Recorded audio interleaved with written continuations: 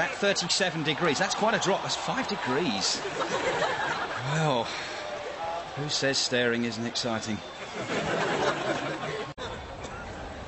Well, there it is. That's what every competitor is staring at, or should I say staring for. The trophy, only 8.5 inches high. What wouldn't these two men competing today give to get their hands on it? All the greats have won this trophy at some stage. People like Alan Gambles and Toddot Strottengeimer, Bing Sharples, nodding away there, David. Yes. Giggles Clifton. I don't know. I tell you what, John. That makes me nostalgic thinking of Giggles Clifton. They used to call him the tall man. Stolen, of course, in 1971, or at least just before the 1971 tournament. Yes. But as everyone knows, it was found under a bush by a dog. But the thing is, do you remember the name of that dog? Yes, I do. The dog's name was Mr. Jobby. And, yes, he found it under a hedge there. Well done. And thank goodness he did, John. Yeah, absolutely. Thank goodness he did. And where would we be without it? If you've just joined us, you're watching the 43rd World Stare-Out Championship Finals. Well, we've been eagerly awaiting this match. Even though it's likely to be a test for the commentators, it's Samuel Wallace against Pippi Popstopoulos. I have to say that this match hasn't quite caught fire yet. Popstopoulos, indeed, doesn't look as though he knows the match has even started. What's going on here, David? I mean, nothing's happening. Well, I wish I knew, John. It's a pretty miserable encounter. Crowd don't like it one bit, that's for sure. Sensible refereeing from Jacob Meikerberg, one of today's umpires. He's the one on the left there, sitting with John Warren. Mr. Meikerberg acted very promptly, I remember, against Seamus Rafferty in an earlier round, when things got a bit out of hand against Sonny Wirtz, you remember? Yes. Threatened to become an absolute bloodbath at one stage. Yes. But still, this game refuses to come to life. So at least we've got a rather nice cake in front of us, sent by Mrs. Anna Murdoch of Grimsby. Thank you very much, Mrs. Murdoch. Yes. Very kind of you. 10. Well, now, I mean, this really is a sudden change, isn't it? Quiet beginning, but suddenly it's coming to life. Oh, we've got a match on our hands here, John, and Chicago now. Samuel Wallace butchering Popstopoulos there. It's ruthless. Oh! Just look at that. It's frightening. I really wouldn't want to be in Popstopoulos' shoes there. Oh, look at that. That's an amazing reaction. Oh, look at that. That's extraordinary stuff there. It really is quite remarkable, this. The way this has suddenly turned around. Now, look at that. He's done it again, John. It's amazing. He's done it again. This is really staring out of the top drawer.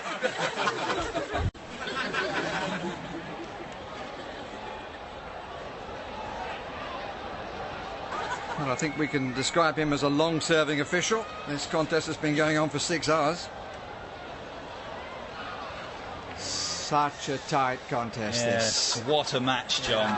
It's extraordinary stuff, this. Oh, and we have an intruder. Oh, goodness me, this is a real test here for Popstopoulos. It's a wasp.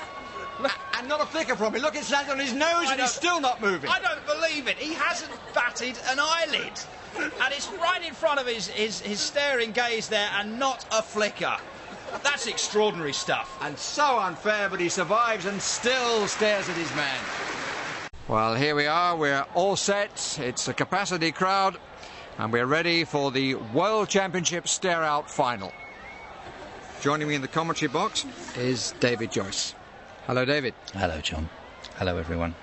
Got a bet on Campagnola yet? Well, I wouldn't go that far. Well, let's have a look at both these finalists. First, Alessandro Campagnola, seeded 14th, and it has to be said a surprise finalist.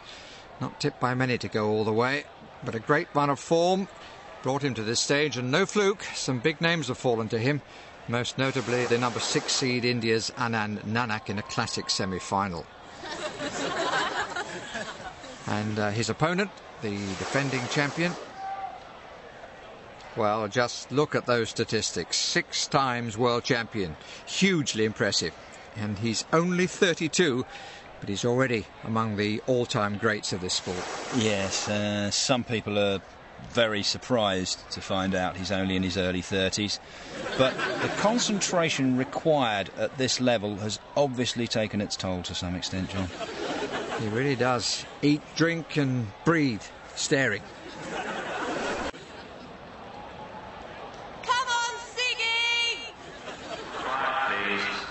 Well, that's the first idiot of the day. No blinking, so it remains all square.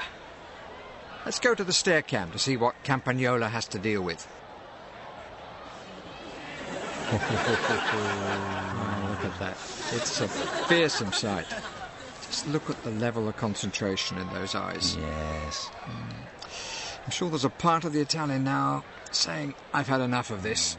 But of course he can't afford to think like that now. I certainly wouldn't like to be in his place, David.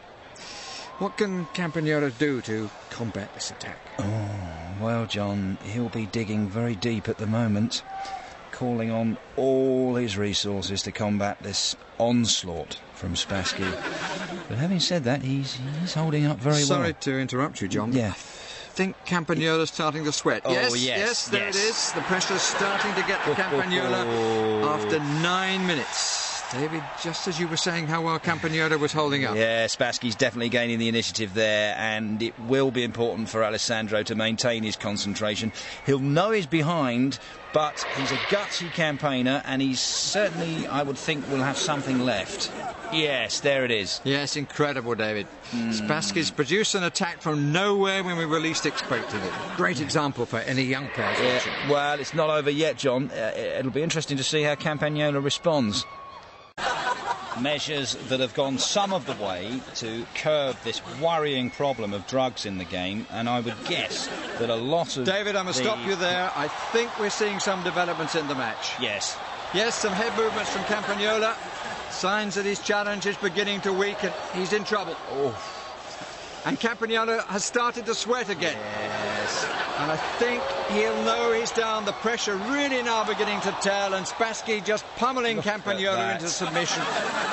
David, is there any way back for Campagnola? He's certainly in trouble, John. He's cracking under the pressure now. Definite head movements, and I really can't see him pulling out of this. He's weakening fast now. He's all over the place. Spassky pummeling the Italian into submission. Unrelenting, ruthless aggression from Spassky. He's tearing Campagnola's tattered defences apart. Grinding his man down, showing absolutely no mercy. How much longer can this last? Look how ungainly he looks now. He's falling apart piece by piece. You've got to have some sympathy for the man. Credit, of course, must go to Spassky. It's been a real honour to witness such a spectacular match as this, and a real master in Spassky. Such true quality. Will this man ever be beaten?